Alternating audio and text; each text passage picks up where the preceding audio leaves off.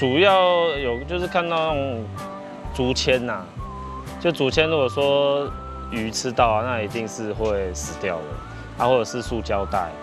那塑胶袋的话也没办法消化，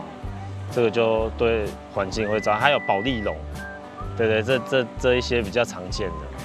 我目前海洋废弃物最大宗的就是当然就是蚵棚了那蚵棚它就是一个竹材竹子去加工的再来就是它的浮具浮具的量也不少，主要也是保丽龙。再来就是我们的渔网。那另外就是说，我们这个蚵棚的一个管理机制我们目前有一些措施了像总量管制，就每一位蚵农他养的数量其实我们在几年前就核定了那这个总量管制它就不能超过我们核定它的数量那再来就是说它要申报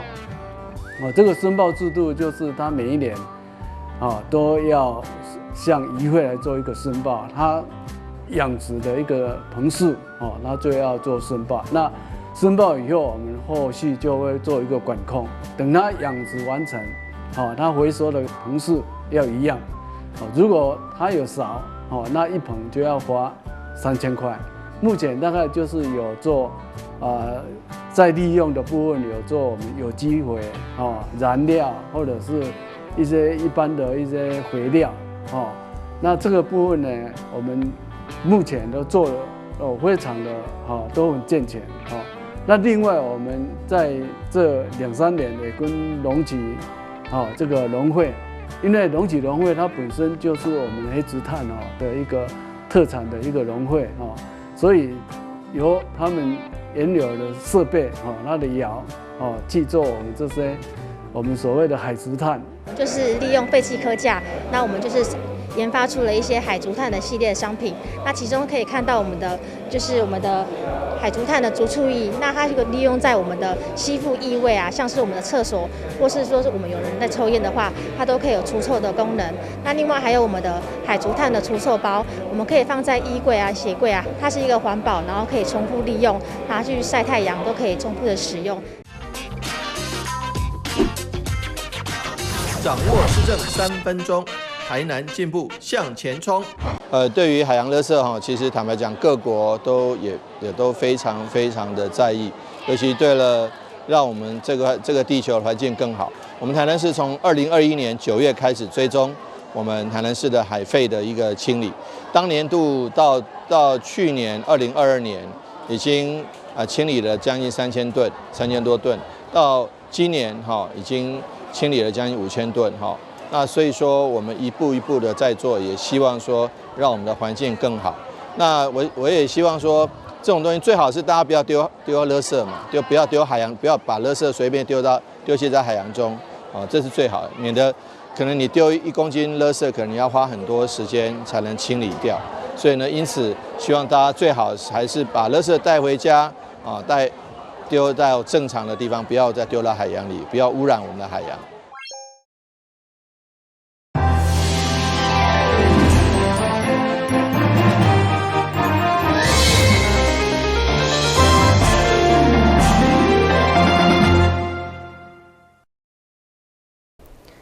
另外是估计欢迎收看6月7日中嘉台南电新闻。上午议会总质询轮到议员区兆胜，会中伊对来反对石化天然气发电厂设厂，强烈反对地点无适当，要求经发局先主动环评以外，另外嘛针对安南区公所多处内进补强，认为并无妥当，要求原地重建，积极向市长签名。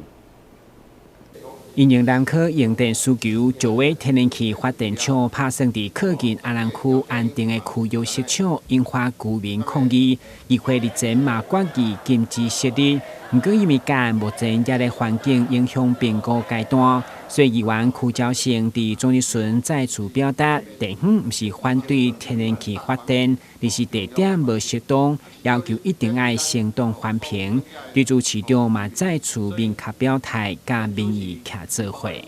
阮就是反对这个电厂设立伫遮，阮并无反对伊做电厂，但是阮所诉求的就是伊的选址不当，所以讲所有的居民拢足期待把这个案取消落来，重新选址，安尼好唔好？只要因环评通过，市政府无同意，到时搁咱市政府，一定搁诉讼的嘛。环评拢通过啊，是安尼，你市政府无爱，咱是毋是把这个环评就挡掉？开源部的环评，咱联络来来法律来做动。你到时环评过，但是就算环评过伊嘛袂法度硬撸啦。你看迄个量价，迄个乌心的环评过，咱嘛是甲挡掉。台湾进一步针对安南区公所已经是40档的建文老区，3、5档来到处内进补强，认为并无妥当，这个敢真正要个补落去，建议市府考虑原地重建。对此市长嘛以俗语换整较好落肥，表达拍掉电器的立场。换整较好落肥啦，就是讲干脆换一个新的打掉重练啦。所以即摆未来。咱会向这方面做，因为咱这补偿嘛是3年5年的期限尔，对嘛？所以咱拄啊这3年5年拄啊后来争取起一个新的，咱会用这个方面来思考。但是要起，即摆问题是要起伫对，大家不管是民意代表，有可能原地嘛，找一个办公的所在，原地卡开登记嘛。这是嘛一个思考的方向啦。议员除了争取公所电器，嘛进一步以已经有20万人口的安南区，积极争取公务人员，包括清洁、警察的编制增加。台南新闻军职林英光采访报道。新民山地关注民的议员4月新往7号总集选替关注民的法律服务、税时制定的交通费以及协助弱势征收自提定补助来积极争取。另外，讲到大客车驾驶的专业技术辅导，因为现况驾驶就是严重欠工，所以关注民若愿意投入，市长嘛是乐观其成。新民山地原住民的议员4月新往将对原住民做特别的税时制宜制日，希望台南有便利族人回乡的交通补助，另外牵涉法律诉讼服务以及经济弱势主体征收等权益，议员嘛一并争取。即会中伫争取大客车驾驶专业技术辅导时，因为现况市场的欠工严重，所以市长嘛表达，若原住民有意愿投入职场，除了乐观其成，市府嘛透过多元职业训练的管道，让原住民不只做基层劳动工作利益。在桃园市，还有台中市，这2个直辖市，它有订定原住民族取得大货车以上职业驾照的补助办法。那桃园市是4000到6000，我们台中市的部分是3000元。那这个部分我们也是希望市府这里可以研议，是不是可以订定相关的办法，也来做大货车职业执照取得的补助。现在的大客车的驾驶是很缺的。所以我们很多公车路线呢，你说班次不够，上次不是有一个在麻豆啊哪个地方小朋友就直接在骑楼上面睡觉，所以他说我们的班次不够。现在不是不加开班次，是大客车的驾驶很缺，不仅台南缺，全国都缺。所以要请，如果他愿意去担任去考这个大客车的驾驶，求之不得啊。所以我觉得这部分我们会好好来考量。我们这2年原民会已经培训照服员、原住民照服员的专班，然后我们也有数位行销人才的专班。如果族人有需要，那我们也可以来开设这样的资讯会跟中央申请经费。面对议员争取原住民族的权益，市长会后表示，一定是依法对着就业聘用的保障以及同款条件，会加考虑原住民。另外，伫福利的部分，55岁以上原住民7月开始全民健保费用买补助来减轻负担。台南新闻军职林英光采访报道。台南市保险文化资产丰富，文化局计划伫天朝的客家天然工商来作为传统艺术保存中心议案。文化部已经核定1000万的规划设计费，不过到底进度如何？马福议员谢淑凡相当烦恼，对此市长真有信心，答应2档内一定会陆续启用。台南市保行文化资产丰富，文化局拍算伫客家打造的传统艺术保存中心以案，议员谢淑凡伫总集村相当关心规划设计甲整修工程的进度。对此，文化局长表示，113年第分年开办，希望启动台南传统艺术新的里程碑。对此，市长吴伟霆嘛相当有信心，答应任期内一定会陆续启用。现阶段的话，等于是我们分阶段来开放我们的传统艺术中心来做使用吗？我们朝向这样的，我们朝向这样的方向嘛，哈。好，市长，安尼本色特别来给你请教一下呢。安尼，咱未来我对你讲有信心，市长，你敢有信心？伫你这任内，我们一定可，我们台南传统艺术中心可以正式来营运，你敢有信心？我有信心。传艺的部分包括传统艺术，还有艺术的传承。是。所以说，在传承的部分，刚刚局长跟你报告了。了解。在保管传统艺术的这个部分哈，我们可能要把这个设施再加强。所以我希望说，因为我还有任期还有3年6个月嘛，所以我希望在3年6个月以内，最好不要等到最后一天，最好是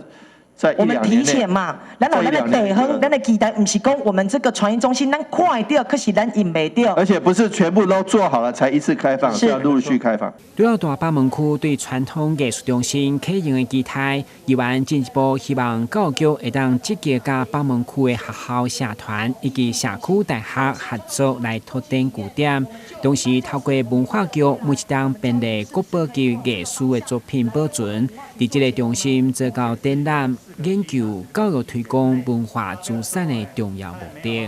台南新闻顾文吉、林银庚采访报道。看重员工的健康，就是公司上要紧的资产之一。所以新顺营造特别伫树果办公室举办健康园游会，会中嘛邀请吉米医疗团队来为员工甲协力的厂商做健康检查，场面温馨热烈。劳动部职业安全卫生署甲新顺营造举办的健康园游会活动，由嘉义吉米医疗团队进驻。替营造公司的员工进行身体检查，提供解分咨询、口腔癌、大肠癌筛检、甲子宫颈抹片检查等服务。而且这项的大型服务不止公司的员工而，就连下列厂商嘛包含在内。比较照顾就让员工就是有一个健康的身体，然后来做这个工作这样啊。然后老板也是蛮体恤员工的。在我们的这个营造工地呢，除了在工地的自身的这个安全以外呢，那包括我们的这个自身的这个身体健康以及家人的健康，也是非常的重要的一环哦。那所以透过今天这一次的活动我们有很多的这个癌症筛检，比如说这个口腔癌的筛检，那大肠癌筛检，还有我们子宫颈癌的这个筛检呢，来让我们所有的同仁可以来更注重这个身体的这个健康。台南市卫生局副局长黄文正表示，这次由新顺营造主办的健康园游会，也是台南营造业首例。这个是我们台南市第一家的营造公司来办理员工在职场的健康促进那我想这个办理这个健康促进癌筛的最重要的意义的话员工还有营造商还有承包商也是我们公司一个最大的一个资产。那如果说这些人都健康的话那我想我们公司的话能够来持续来营运这个的话是最大的一个帮助。除了各项健康检查，现场还有解分、解分的咨询。林厅长耳鼻喉科诊所的这场护理师团队也准备了闯关游戏，让这场顾健康的园游会更加添趣味性。台南新闻张硕伟采访报道。迎接5日节，台南市北区区公所每下会社主盛会，北区社会福利服务中心等单位来办理爱心活动，透过政府甲民间的资源，共同来关心独居长辈，把互因伫过节会当感受到社会温暖。北区区公所结合台南市花社慈善会，伫理事长高建地的带领之下，贡献爱心，捐赠北区206位多基长辈，每一人600块的红包甲一个物资，俾予多基长辈感受到社会温暖。我们借由这一次的爱心发放的一个点，然后透过区公所的一个面，好，然后我们去做一个扩大的一个延展，然后呢，我们希望说透过这次的活动，在更需要帮助的一些爱心户的一些社会的角落当中，我们可以把他们寻找出来，然后借由我们的义工在做我们的再一次的访视，然后呢，需要把他们更深层的需求跟他们的需要的一些物资啊，或者是说金钱上的一些帮助，我们再做更进一步的一些帮忙。北区区长李丰兴特别致敬感谢曾予台南市花社慈善会，感谢因的爱心甲协助，予大基长辈伫过日子袂感觉孤单。大基的照顾伫用市长的任内，伊就非常的重视所以我嘛是要求公所这边来普查伫咱地方有一寡独居的长辈适时会使提供予伊来做一个帮站，嘛再来做一个慰问伫咧遮呢，咱毋茫讲透过今仔活动会当搁互咱的社会所有的善心人士搁较关心到咱独居的长辈。北区区公所表示，希望借着这次的捐赠，会当铺装引诱，互社会各界持续投入公益，互区内弱势民众感受到来自社会关怀甲爱心。台南新闻杨顺怀采访报道。1974档历史的安平新丰庙与庙宇结合地方的创新，要为台南400加开序幕。嘛，因为庙方日前取庙内香火来打造出文创的纪念品，也是善恶节要甲民众见面。同时嘛，结合在地商店，适合伫庙埕办理公益市集。农历10月20号是新丰爷圣诞。安平新丰庙将伫东港举办一件大吉公益市集，邀请侪间在地商家参与。现场会卖虾饼、阿天酸梅汤、珍珍茶叶蛋，还有剑西塔罗牌、阿天测字，以及安平平安文创商品等，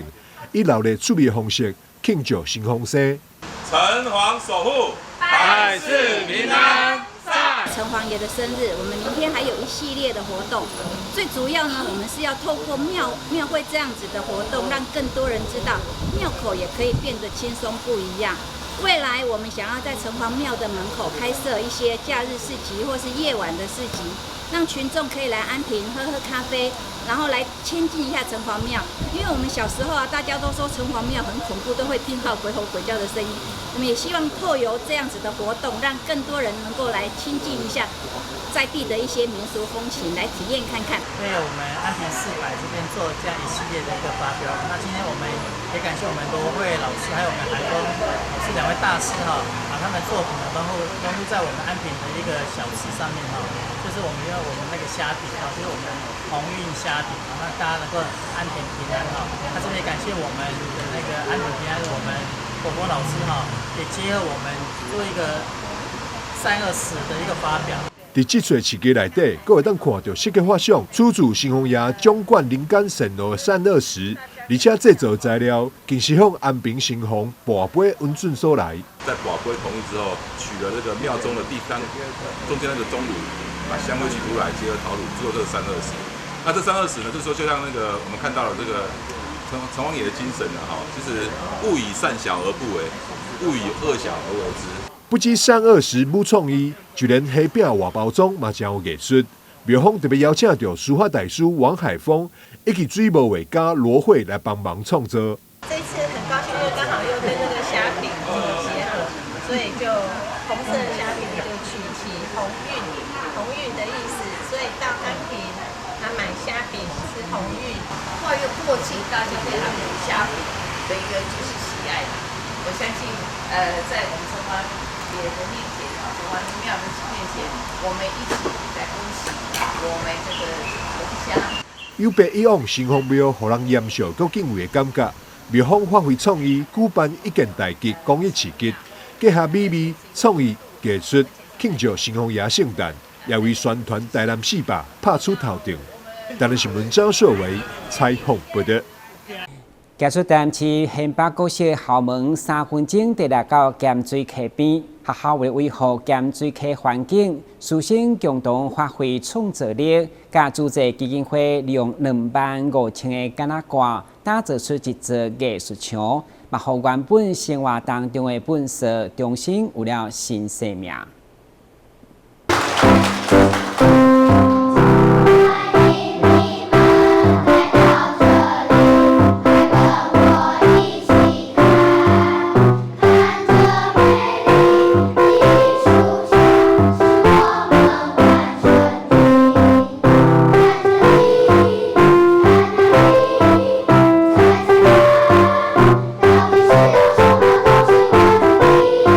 台南市县北国小甲组织基金会合作，用25000个橄榄瓜，伫校园打造一面橄榄瓜艺术墙，代表咸水溪的早操社、乐卡以及滩涂鱼，成为这面艺术墙的主角。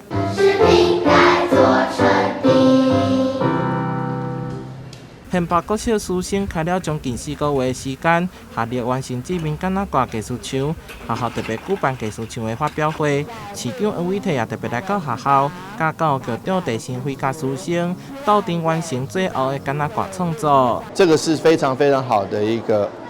这个发想。当初也是因为同学在清理这个盐水溪畔的一些垃圾的时候，因为捡到很多的瓶盖。那大家在发愁怎么样子把这个瓶盖做有效的利用好的时候，来发想出来。因为大家知道保特瓶可以回收，但瓶盖怎么回收呢？所以说他们就把它做成一个漂亮的一个富生态意义的这个梦之河的墙。学生将艺术墙号名为 Dream River， 希望咸水溪成为大家心目当中的梦想之河，也呼吁社区民众共同爱护生态环境。教育局鼓励各个学校会当评估推动环境教育以及美感教育，增加学生对居住环境的认同感，落实永续环境行动。台南新闻杨崇拜采访报道。回应讲性别结婚合法届满4档，高雄公布35间性别友善的旅馆，希望让各种性别游客会当受到公平对待。未来市府嘛要推动性别友善旅馆的标章，让更较侪业者加入性别友善的行列。在民宿的门把上挂上告示牌，上面写着性别友善旅宿，为的就是要让不论哪一种性别的人们，在享受假期的时候都能够安心入住。门外可以这样悬挂上去，或者是绑个麻绳吊挂，那或者是粘住，这样都可以。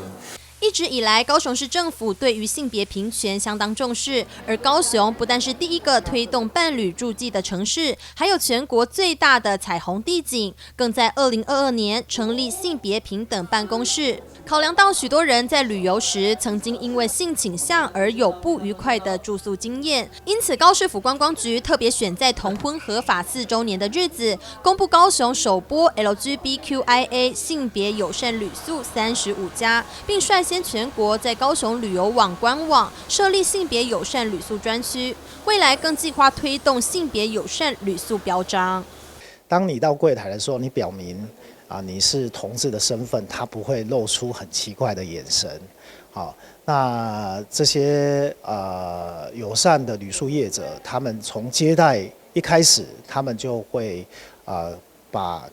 跟一般的族群是一样的一个接待方式。实际走进其中一间性别友善旅宿，乍看之下，除了厕所采用性别友善的方式之外，软硬体设备跟一般民宿并没有太大不同。他们最主要是希望所有人到外地旅游，都不必再为了性倾向或自我认同躲躲藏藏，或是承受迎面而来的酸言酸语。期待来到性别友善旅宿的任何人都能感受到更多温暖，真正放松入住，享受假期。因为就是 LGBTQ 族群呢，在出行的时候、出去旅游的时候呢，会还蛮容易碰到不愉快的经验。那我们希望就是串联所有的友善的旅宿商家，然后让全世界来台湾的游客呢都可以看见知道，然后并且我们也会制定一个标准化的有几个条件，那让业者跟游客呢，他们也比较能遵循，就是比较有一个依循这样。只要是支持性别平权，而且愿意自行举办活动推广性平的民宿，都可以加入。观光局也会持续推动，让更多旅宿加入性别友善的行列。记者郑光佩、庄淑婷高雄采访报道。感谢收看6月7号的中嘉台南电新闻，我是郭文杰，咱再会。